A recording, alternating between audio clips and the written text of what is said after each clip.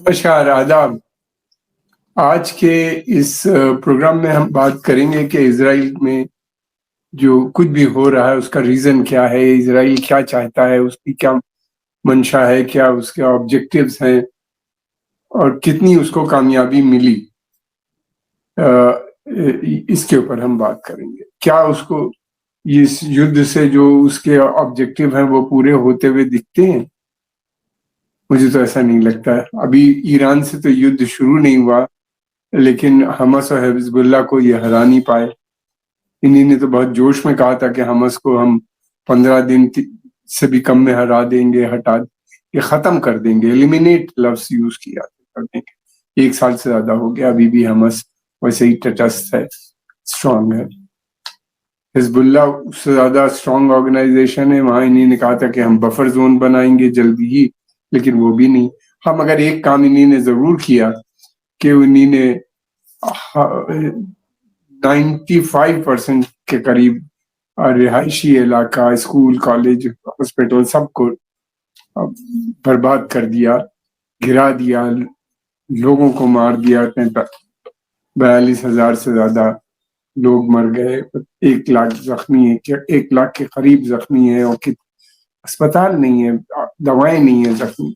बहरहाल, आप इन सब बातों को बहुत अच्छी तरह से जानते हैं, फॉलो कर। वहां पे भी अभी दूसरी चीज ये कि हिजबुल्लाह और हमास ने पिछले दिनों में इनकी जो इजरायली बहुत से सैनिकों की हत्या हुई है, उस पीरियड में मारे गए हैं वहां पे, जिसकी डिटेल रिपोर्ट नहीं आती। बाजी जगह तो ये कहा जाता है कि 80-90 लोग जख्मी हुए। मरने वालों की संख्या बहुत है, लेकिन कोई कंफर्म रिपोर्ट नहीं। हाँ, 2-2, 4-4, 6-6 की रोज आ जाती है कि ये कंफर्म। बाकी कल भी जो अटैक हुए हैं या आज सुबह भी जो अटैक हिजबुल्लाह ने किए हैं वो बहुत डेडली थे। दूसरी चीज ये चाह रहे थे कि जो इनके 60,000 लोग डिस्प्लेस्ड हैं नॉर्दर्न इसराइल से निकाल के उन्हीं ने दूसरी जगह बसाया है, उनको होटलों में और कैंप्स में और घरों में उनको वापस लाने की बात कर रहे थे, वो भी नहीं हो पा रही। लेकिन एक चीज जरूर हो गई इस वार से। मैं समझता हूँ कि इसराइल को जितना बड़ा नुकसान हुआ है इस युद्ध से, तक कभी नहीं हुआ होगा।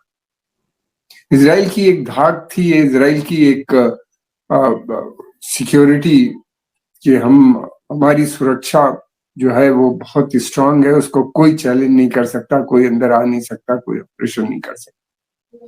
दीवार भी खींच दी थी उन्हीं ने वेस्ट बैंक में, और इधर भी थी कि कोई नहीं आ सकता। अक्टूबर 7 को उन्हीं ने वो उसको भी तोड़ दिया और दीवार को भी, वहां से निकल गए, अंदर गए।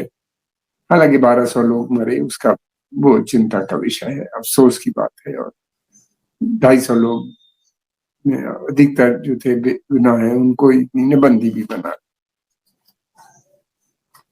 लेकिन यह है इनका कहना यह कि हमारे पास कोई ऑप्शन नहीं था। सीज हमको चारों तरफ से ब्लॉक कर रखा था, रोक रखा था, ना हम बाहर जा सकते थे ना आ सकते थे। 22-23 किलोमीटर के अंदर उनकी जिंदगी गुजर रही थी पिछले 16-17 साल से। ये कारण, बहरहाल कारण जो भी हो, सिविलियन की डेथ एक अच्छी बात नहीं समझी जाती है अंतर्राष्ट्रीय समुदाय में। दूसरी बात ये हुई कि वो इनको हमास को भी नहीं हरा पाए, हिजबुल्लाह के लिए भी इनको मुश्किलें आ रही हैं। अभी ईरान की बात कर रहे हैं। वो इजराइल की जो सिक्योरिटी के ऊपर जो उनको अपना इतना नाज था, वो तो बिल्कुल खत्म हो गया। और यही नहीं हुआ, बल्कि इजराइल की जो पब्लिक ओपिनियन भी खिलाफ हो गई। अमेरिका, यूरोप में खास तौर से डिमॉन्स्ट्रेशन हुए। और फिर यही, इसके अलावा ये भी हुआ कि जो इनके दूसरे ऑब्जेक्टिव थे, मुझे नहीं लगता कि अब कोई भी अरब देश की हिम्मत होगी इजराइल से अपने संबंध बनाना, या जिनके बने हुए हैं उनको आगे बढ़ाना, वो भी उनके लिए भी मुश्किल होगी। खासतौर से जॉर्डन, इजिप्ट, यूएई और बहरीन के लिए। इसके अलावा और भी देश हैं, मोरक्को और दूसरे, सूडान। इन देशों में तो बहुत मुश्किल, 4 देशों में। सऊदी अरेबिया जो सोच रहा था बनाने की, अब तो कोई सवाल नहीं। हालांकि वो शुरू से रिलक्टेंट थे, अमेरिकन प्रेशर में आके उन्होंने जरूर कह दिया था, मगर का कोई इरादा नहीं। अगर बनाते तो फिर वो इस्लामिक लीडरशिप पे सवाल उठने लगते उनकी। यह लेकिन दूसरी तरफ ये भी है कि इस वॉर ने जो चल रही है इजराइल के साथ-साथ जो है वो अमेरिका को भी उन्हीं ने डुबोया। अब इस समय अरब देशों में इतनी ज़्यादा anti Israel, anti American sentiment है कि जिसका कोई यानी जो अरब देश हैं उनको जो प्रो अमेरिकन देश हैं वो भी अमेरिकन पॉलिसी को प्रमोट करने में उनको भी परेशानी आ रही है। और दूसरी बात ये कि जो अमेरिका बात करता था ह्यूमन राइट्स की और बात करता था फ्रीडम की, मूवमेंट की और अच्छे आइडियल्स की बात करता था और जो उसने इंटरनेशनल ऑर्डर बनाया था इसी सब चीजों पे बेस था, वो तो सब खत्म हो गया। अमेरिका भी एक्सपोज हो गया साथ में इनके इजराइल के साथ। और दूसरी बात ये थी कि इनकी जो मिलिट्री सुपीरियरिटी थी उसको ईरान ने और इन लोगों ने चैलेंज कर दिया अटैक कर करके। तो अब वो क्षेत्र में दूसरे अरबों के ने ये सोच रखा था कि अब इजराइल को कोई हरा नहीं सकता और एक उनके अंदर एक हार की फीलिंग थी और इसी के चलते हुए उन्होंने कहा था कि अब सब एक करके संबंध भी बनाने लगे और उनका मानना ये था कि ईरान जो है वो सबसे बड़ा थ्रेट है। तो वो अब जो फीलिंग थी वो फीलिंग भी डर जो था वो निकल गया। अब अरब देश का में जो वहाँ के निवासी हैं रहने वाले हैं उनका प्रेशर है कि आप भी खुल के सपोर्ट कीजिए इन मूवमेंट्स को जो इजराइल के। ये जो मैं समझता हूँ कि इसका जो लॉस हुआ है वो बहुत बड़ा है। हालांकि इजराइल दूसरी तरफ बात कर रहा है जिसके बारे में हम पहले भी बात की थी कि नया मिडिल ईस्ट ऑर्डर जिसके अंदर वो अमेरिकन ट्रूप जाएंगे, इजराइल वहां पे ट्रूप्स आएंगे, Saudi Arabia, UAE, Qatar, Bahrain जहाँ पे हैं इस समय अमेरिकन ट्रूप्स और अमेरिकन अपने ट्रूप्स को ले जाएंगे साउथ चाइना सी और वहां के ऊपर ताइवान के हिफाजत के लिए। और अब मुझे नहीं लगता कि अमेरिकन वहां से विड्रॉ कर पाए। इसी के वहां पे आने के लिए आने से पहले जरूरी है अब्राहम अकॉर्ड का होना। तो सऊदी अरेबिया, कुवैत और ये लोग कोई नहीं, जिसने साइन कर दिए उसने भी अपने रिलेशन इसराइल से डाउनग्रेड कर। तो ये दूसरी बात ये भी है कि अब ये भी तय हो गया कि ग्रेटर इसराइल भी नहीं बन सकता, इसलिए कि 140 142 कंट्रीज वोट कर रहे हैं सीजफायर के लिए, 130 135 वोट कर रहे हैं रिकॉग्नाइज पैलेस्टीनियन स्टेट को, यूएन जनरल असेंबली का मेंबरशिप मिलनी चाहिए, पूरी यूएन का मेंबर होना चाहिए, ऑब्जर्वर है आजकल, ऑब्जर्वर से ऊपर अपग्रेड करने की बात। तो ये ग्रेटर इसराइल भी उनके लिए बहुत मुश्किल है। देखिए जब तक युद्ध चल रहा है लोग खामोश बैठे हैं, उसके बाद फौरन ये इशू आएगा कि आप विड्रॉ कीजिए वहां से जो ऑक्युपाइड टेरिटरी, बहुत दिन नहीं रोक सकते, मुश्किल होगा रोकना।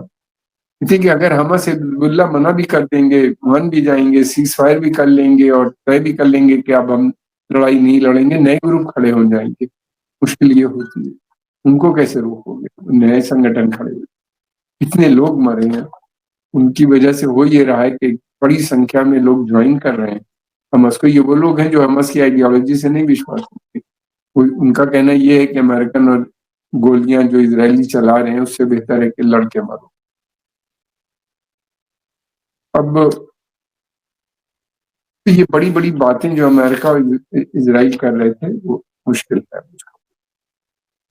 दूसरी तरफ ये भी है कि ईरान बहुत पावरफुल मुल्क है, उसके पास मिसाइल और सारे सिस्टम्स, और कहा जा रहा है कि उसको चाइना और ईरान ने बहुत सोफिस्टिकेटेड अच्छे मिसाइल डिफेंस सिस्टम्स भी दिए हैं, इनके इस्तेमाल से वो इजरायली या अमेरिकन जो जेट्स होंगे उनको गिरा भी सकते हैं, वहां से आने वाली मिसाइल को रोक भी सकते हैं फिजा की जो तो सरफेस टू एयर मिसाइल। तो ये जितने सरफेस टू सरफेस मिसाइल भी हैं उनके पास जो उन्होंने यूज किए थे, ड्रोन्स हैं, इसकी वजह से एक डर ये लगता है कि कहीं ईरान न्यूक्लियर ऑप्शन इजराइल जो है वो न्यूक्लियर ऑप्शन का इस्तेमाल न करें। इज़राइल ने न्यूक्लियर वीपन बनाए हैं, महज़ दिखाने के लिए नहीं बनाए। जब वक़्त आएगा तो वो यूज़ भी कर सकते। हालाँकि अमेरिका बहुत खिलाफ है इस बात से, और लेकिन मुझे नहीं लगता कि वो अमेरिका की बात भी माने, और वो जो है ऑप्शन कभी भी इस्तेमाल कर सकता। ये देखना है ईरान के पास क्या सचमुच है न्यूक्लियर वीपन और क्या वो यूज़ करेंगे। ठीक है, वो उनका मानना ये है कि न्यूक्लियर वीपन जो है डिटरेंस के लिए होता है, न्यूक्लियर वीपन जो है अब वो कह रहे हैं, और वीपन ऑफ मास डिस्ट्रक्शन है, जिसकी इस्लाम में कोई जगह नहीं। यानी हज़ारों लाखों लोग मर जाते हैं, उसको मारने का हक केवल अल्लाह को है, इस्लाम के।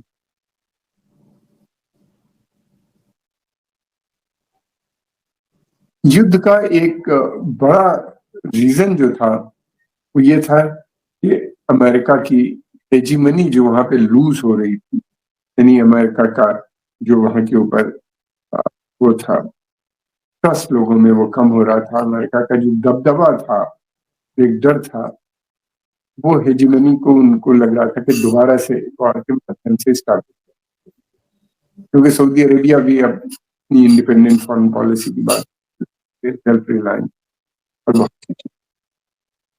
तो ये जो है, इनको लग रहा था कि तेल के ऊपर जो इनका कंट्रोल है वो, इसीलिए चाइना और रशिया, इंडिया की भी बड़ी कंपनीज वहाँ पे ऑपरेट करती हैं। इंडिया बड़ा बायर है ऑयल का, और मार्केट इंडिया प्राइवेट कंपनीज आ गई जो तेल खरीद के और फिर यहाँ पे रिफाइन करके और उनको बेचती भी हैं बाहर दूसरे मुल्कों में, रिलायंस और दूसरी कंपनी।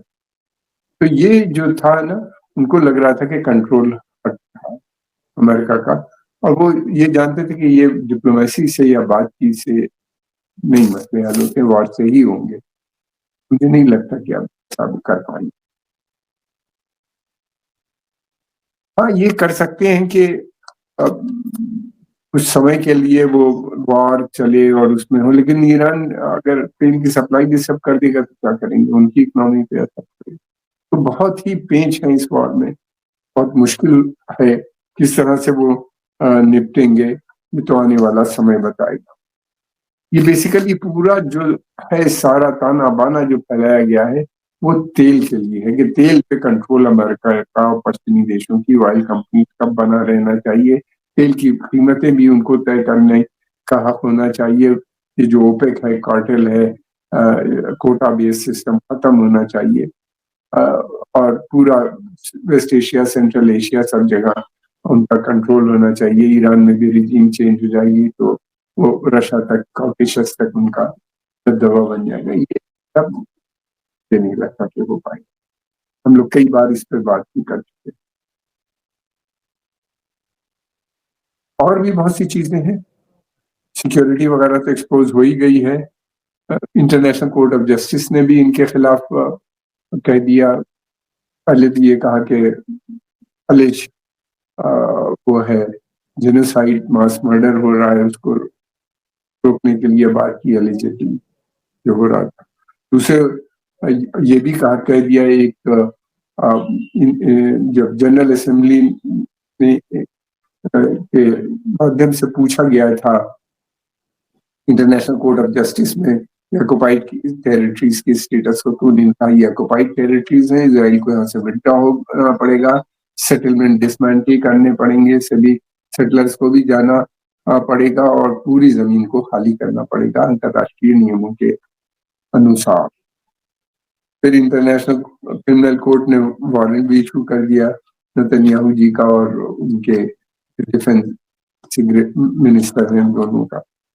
तो ये एक जो छवि बनी हुई थी इसराइल की, वो बहुत इस वार में, मतलब मेन वार तो शुरू नहीं हुई, मेन वार तो वो कहते हैं ईरान से होगी, जिसके लिए वो बड़ी जबरदस्त इस वक्त तैयारी इसराइल कर रहा है और मैसिव अटैक करने का उनका प्लान, जो आज की खबरें हैं, जो लीक आया है अमेरिका से, उसके हिसाब से कि वो करे। ये सच बात है कि अमेरिका और इसराइल के पास अतः वो बहुत कुछ वो गिरा सकते हैं, बना नहीं। उनकी जो शक्ति है बर्बाद कर सकते हैं। ईरान में भी बहुत सी जगहों को निशाना बना के उनकी, ईरान में भी उनकी कोशिश ये होगी कि इतना प्रेशर डाल दो ईरान के ऊपर, इतना डिस्ट्रक्शन कर दो, डेथ एंड डिस्ट्रक्शन मार दो इतने लोगों को, अगले 10 साल तक ईरान इंटरनली फंसा है, लेकिन ऐसा नहीं हो पाया। ईरान और रशिया ये दो ऐसे मुल्क हैं जिनको के आप सैंक्शंस और इन सब चीजों से नहीं कर, वो 5 साल के अंदर नया ईरान दोबारा से जो बिल्डिंगें गिरेंगी उससे अच्छी बना के खड़ी कर देंगे। वो तेल है, गैस है, सैंक्शंस खत्म हो जाएंगे, वो फिर कोई नहीं सुनेगा। और ये अजीब किस्म की इनकी पॉलिसी है। अमेरिकन एडमिनिस्ट्रेशन में भी डिवीजन है कि अगर ईरानियन रिजीम चली गई और डेमोक्रेसी वहां आ गई तो वो भी नेशनलिज्म को प्रमोट करेंगे, और वो अगर आ गए तो उनको हटाना और मुश्किल हो जाएगा, उनके खिलाफ सैंक्शन भी लगाना मुश्किल होगा। इस तरह की विचारधारा स्टेट डिपार्टमेंट में भी लोग, तो अगर ये रहते हैं तब इनकी मुसीबत है। इस्लामिस्ट यानी वहां पे जो उलमास का रूल है वो भी उनको पसंद नहीं और डेमोक्रेसी भी नहीं पसंद, तो कैसे होगा वहां पे, क्या अचीव करना। और इतना प्रेशर वो बिल्डअप नहीं कर सकते कि ईरान अपने सोच को बदल दे और अमेरिका से दोस्ती कर ले। और जेनोसाइडल रिजीम जनरल टर्म्स में उनके लिए डिक्लेयर कर दिया गया। अब देखना यह है कि वॉर किस तरह की होगी ईरान के साथ। खतरा इस बात का है कि न्यूक्लियर भी इस्तेमाल कर सकते हैं अगर ईरान ने काफी क्षति पहुंचाई, अच्छा लगता है। हम आपके आभारी हैं, आपने समय निकाल के इसको देखा। अगर आपको पसंद आए तो इसको लाइक कीजिए, सब्सक्राइब कीजिए और आगे भी प्रमोट। अगर आपको पसंद आया है तो इसको आगे भी लोगों में भेजिए, अपने मित्रों में और ग्रुप में। देखने वालों की संख्या अभी भी बढ़। आपका बहुत बहुत धन्यवाद।